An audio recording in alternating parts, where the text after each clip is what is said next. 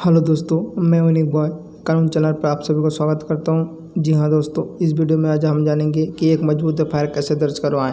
आखिर पुलिस को कैसे बयान दें जिसमें एफआईआर बहुत ही मजबूती से दर्ज हो। तो चलिए दोस्तों, वीडियो को ज़्यादा लंबा ना करते हुए वीडियो स्टार्ट करते हैं।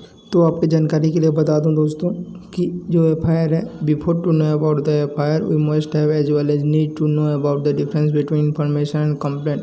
ये होता क्या है, जो एफआईआर होता है वो इंफॉर्मेशन के थ्रू एफआईआर दर्ज होता है, और जो कंप्लेंट होता है वो जो घटना खुद के साथ घटित हो रहा है तब अगर कोई जाता है कंप्लेंट करने तो उसे खुद अगर कंप्लेंट करता है तो उसे कंप्लेंट बोलते हैं। और किसी और के थ्रू से अगर किसी ने किसी को मर्डर करते हुए देखा तो अगर कोई पेरेंट्स ही हो, अगर उसने पुलिस थाना गया और वहाँ पे कंप्लेंट नहीं कर सकता, उसे बोला जाएगा इन्फॉर्मेशन देगा। क्यों? क्योंकि वो उसके साथ नहीं हुआ, किसी और के साथ हुआ, वो उसने देखा और वहाँ पे पुलिस स्टेशन में जाके बोला, यानी कि सूचना किया, इन्फॉर्मेशन, तब उसे इन्फॉर्मेशन कहते हैं। और अगर खुद करें तो उसे कंप्लेंट कहते हैं। तो चलिए दोस्तों, जानते हैं एफआईआर के बारे में। जो एफआईआर है वो पुलिस स्टेशन में सेक्शन 154 ऑफ सीआरपीसी के तहत दर्ज होती है। तो सबसे पहले एफआईआर फाइल करने का प्रोसीजर जो रहता है वो जानते हैं।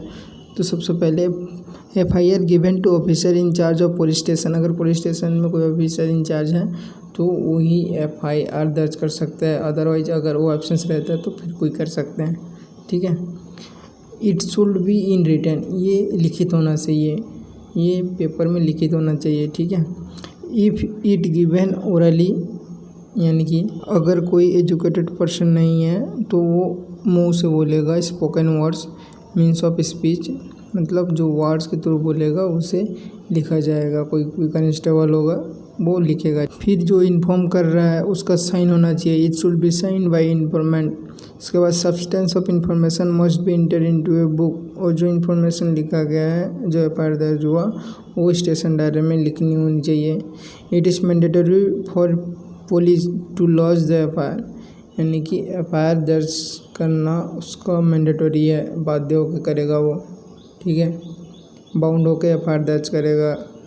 अगर पुलिस मना करता है, अगर किसी भी कारण था, अगर कोई पुलिस अगर एफआईआर दर्ज करने से मना करता है तो उसके साथ सेक्शन 154 सीआरपीसी कहते हैं कि इंक्वायरी बैठाई जाएगी कि आखिर उसने मना क्यों किया एफआईआर दर्ज करने से। ठीक है।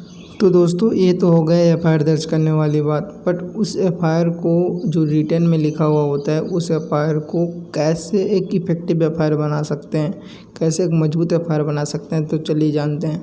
जैसे कि अगर अब मैंने पहले ही बोला था, एफआईआर लिखित में होना चाहिए। एप्लीकेशन में जो है पेपर है उसमें लिखने, तो उसमें क्या लिखना होना चाहिए, क्यों हुआ था, मतलब किस कारण के तहत उसके साथ घटना हुआ जिसकी वजह से वो एफआईआर लिखवा रहा है, किन किन लोगों ने की थी।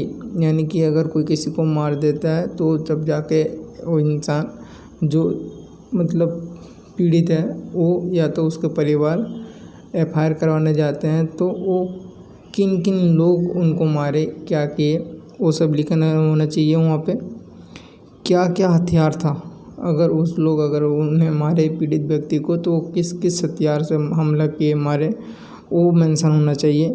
किस जगह पे हुई ये घटना, वो मेंशन होना चाहिए।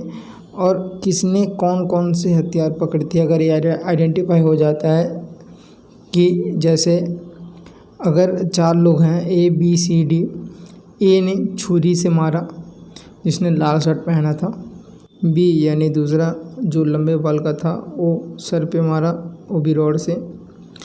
जो सी था तीसरे नंबर, वो कमांड कर रहा था, वो बोल रहा था इसे मारो, ऐसा मारो, वो मारो, सांड जैसे दिखता था, वो कमांड दे रहा था।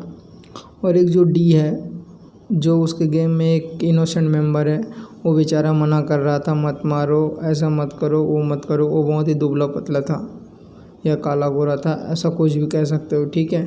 क्यों बेचारा कोई उसके गैंग का अगर कोई इंसान का इंटेंशन न रहे उस चीज़ को करने के लिए, और फिर भी जैसे गेहूं के साथ में कीड़ा पिसता है, तो ऐसा नहीं है भाई, कानून में भी है कुछ, मतलब वो बेचारा का इंटेंशन नहीं था, फिर भी गैंग में शामिल था, फिर भी उसके बचने के लिए उपचार है।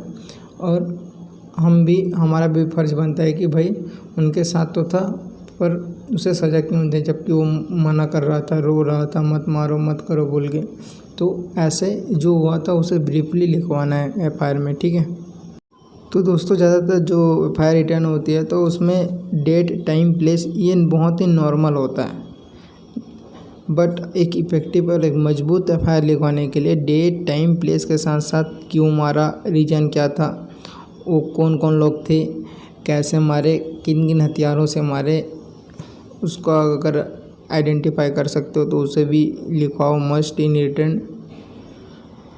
तो ऐसे में ये जो आपने एफआईआर लिखवाया, यहाँ पे बयान दिया पुलिस को कि ऐसे हुआ, या किसी ने देखा और आपके पेरेंट्स लोग गए और एफआईआर दर्ज करवाए, तो उसमें क्या होगा, जैसे पुलिस में बयान दिए वहाँ पे बोले वैसे ही सेम कोर्ट में भी बोलना होता है, तभी जाके वो एफआईआर एक मजबूत एफआईआर माना जाता है। ऐसे अगर आप एफआईआर फाइल करवाते हो तो पुलिस भी बाउंड होके बहुत ही अच्छी तरीके से केस को इन्वेस्टिगेशन करेगा कि आखिर ये सच था या झूठ था, या कैसे हुआ कैसे नहीं, पूरी सही तरीके से, क्योंकि ऐसे इन्फॉर्म करने वाले कभी झूठ नहीं बोलते और इसीलिए ही इसे मजबूत माना जाता है।